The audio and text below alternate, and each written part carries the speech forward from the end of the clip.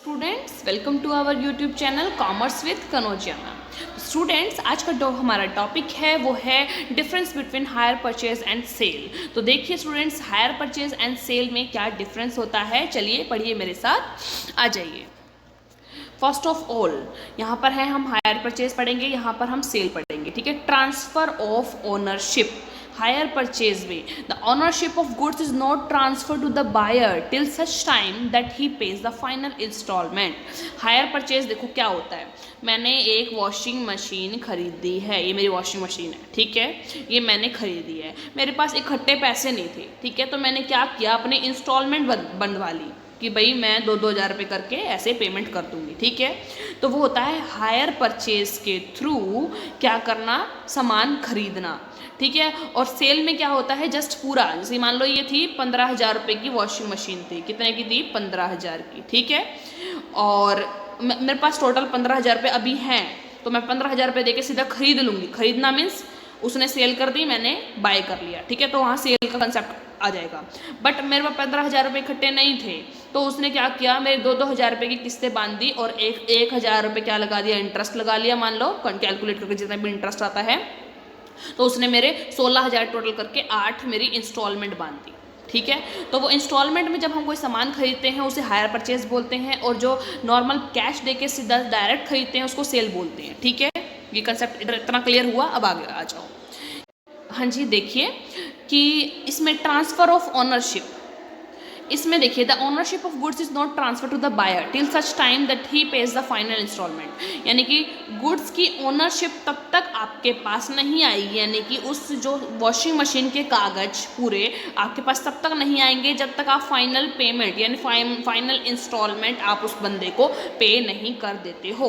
और इसमें देखिए सेल में क्या बोलता है, the ownership of goods is transfer to the buyer immediately on the completion of sale. जैसे ही सेल कंप्लीट होगी आपकी जो उस चीज़ की ओनरशिप है आपके पास आ जाएगी। जैसे ही मैंने पे किया मशीन को लेने के लिए, 15,000 रुपये दे दिए निकाल के, उसी टाइम क्या हो गया, मेरे पास उस चीज़ की ओनरशिप आ गई, ठीक है।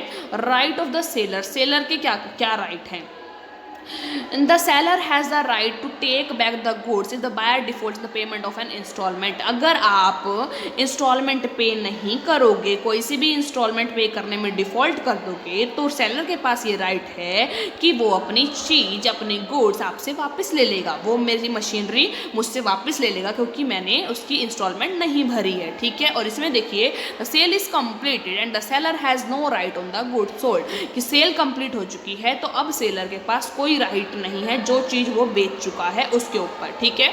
इसमें देखिए पोजीशन ऑफ द पार्टीज की पोजीशन देखिए, the buyer is the bailee of the goods till he has paid the final instalment. Bailor और बेली आपने सुना होगा, बेलर कोई चीज़ देता है और बेली उसको यूज़ करता है, ठीक है। तो इस कंसेप्ट में, हायर परचेज के कंसेप्ट में, जब तक पूरी इंस्टॉलमेंट कंप्लीट नहीं होती तब तक जो जिसने सामान खरीदा है वो एज अ बेली उस चीज़ को यूज़ करता है। द ओनरशिप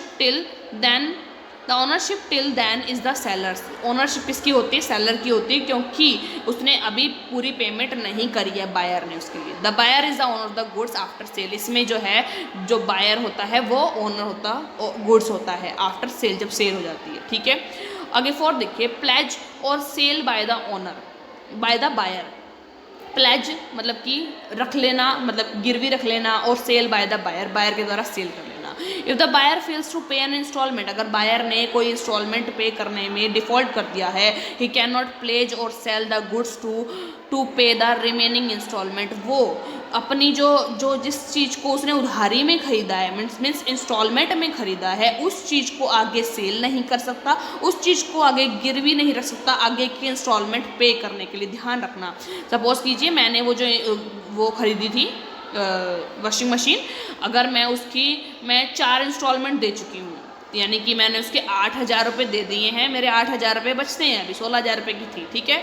और अब मेरे पास पैसे नहीं हैं, तो अब मैं अभी इस वॉशिंग मशीन को किसी के पास गिरवी रख के या इस वॉशिंग मशीन को आगे बेचकर उस पैसे को उन पर्सन को नहीं दे सकती, क्योंकि ये गुड्स अभी मेरी नहीं है, क्योंकि इसकी ऑनरशिप अभी है ही नहीं मेरे पास, तो मैं कैसे इस गुड्स को बेच सकती हूँ। तो आप इस गुड्स को हायर परचेज के अंदर प्लेज भी नहीं रख सकते, यानी गिरवी भी नहीं रख सकते, और सेल भी नहीं कर सकते, ठीक है।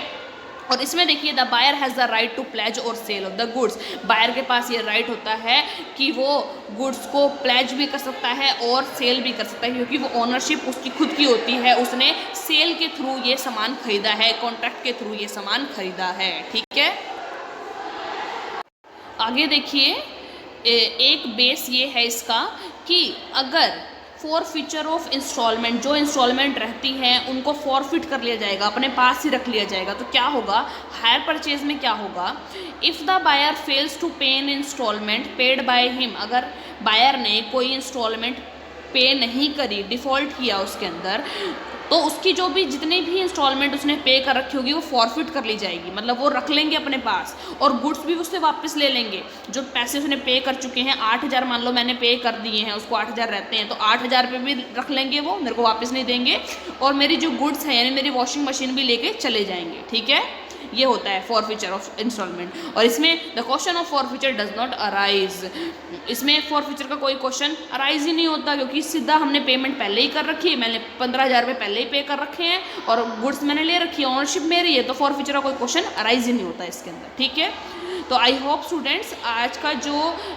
टॉपिक था जिसमें हमने क्या पढ़ा, जिसमें हमने हायर परचेज और सेल के बीच में डिफरेंस पढ़ा, तो वो आपको अच्छे से समझ में आया होगा। तो ज़्यादा से ज़्यादा मेरी वीडियो को लाइक कीजिए, शेयर कीजिए, कमेंट्स कीजिए और ज़्यादा से ज़्यादा मेरे चैनल को सब्सक्राइब कीजिए commerce with Kanaujia ma'am. Thank you students.